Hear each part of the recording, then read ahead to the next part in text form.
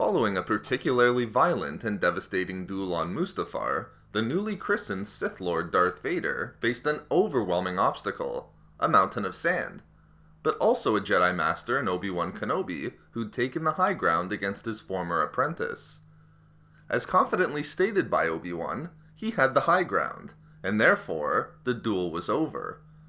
Of course, Vader adamantly disagreed, choosing to attempt to continue the duel against his former master. The decision was a terrible one for Vader, as Obi-Wan's positioning on the high ground allowed him to dismember the defenseless Sith Lord. But it must be asked, did the Jedi really use the high ground strategically in lightsaber combat, thereby making Obi-Wan's remark to Vader that their duel was over correct, given the position's overwhelming strategic advantages? In this video expose, I will describe the ancient lightsaber techniques utilized by the Jedi Order and incorporated into their 7 forms that did actually rely heavily on the use of terrain and the environment. Starting with the 7 forms recognized by the Jedi Order, it appears that one form in particular can accurately be stated to rely upon the high ground and stress the importance of gaining an environmental advantage through one's terrain. This form was Form 3, also known as Soresu. Importantly, Form 3 became Obi-Wan's preferred form by the time of Revenge of the Sith, and was employed by the Jedi Master on Mustafar against Vader.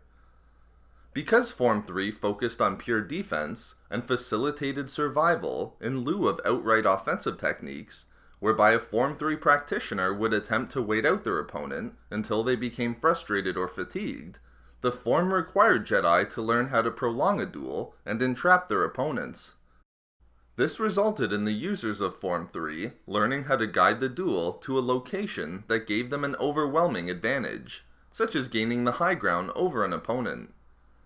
This is exactly what Obi-Wan did against Vader. He perfectly countered Vader's aggressive and rage-induced version of Form 5 to simply block Vader's attacks as he gained the advantage by taking the high ground.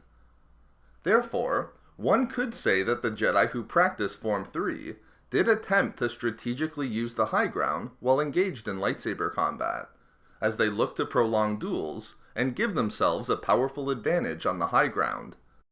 However, this is a weak conclusion in my opinion, as there was no central tenet of Soresu that outwardly stressed the importance of the high ground.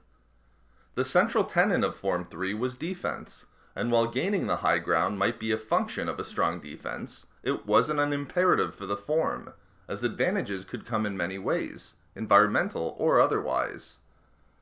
Therefore, in order to understand how the Jedi really did use the high ground strategically in lightsaber combat, and why it was truly important in the Obi-Wan and Vader duel, one must look not to the forms accepted by the Order, but to the principles of lightsaber combat endorsed by the Jedi. The key principle in this regard is Sokan. Rather than a form of lightsaber combat, Sokan was a principle of combat that was created by the ancient Jedi Knights during the time of the Great Hyperspace War, roughly 5,000 years before the events of A New Hope. Unlike Form 3, or any of the other forms accepted by the Order, Sokan was a principle that specifically stressed the use of one's environment to gain a strategic and tactical advantage during a duel. To achieve this advantage, use of the surrounding terrain became crucially important.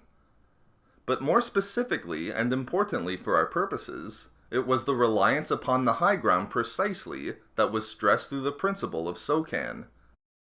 Sokan was comprised of positioning that required the use of the high ground for defense, and more specifically, to gain a defensive advantage in the duel.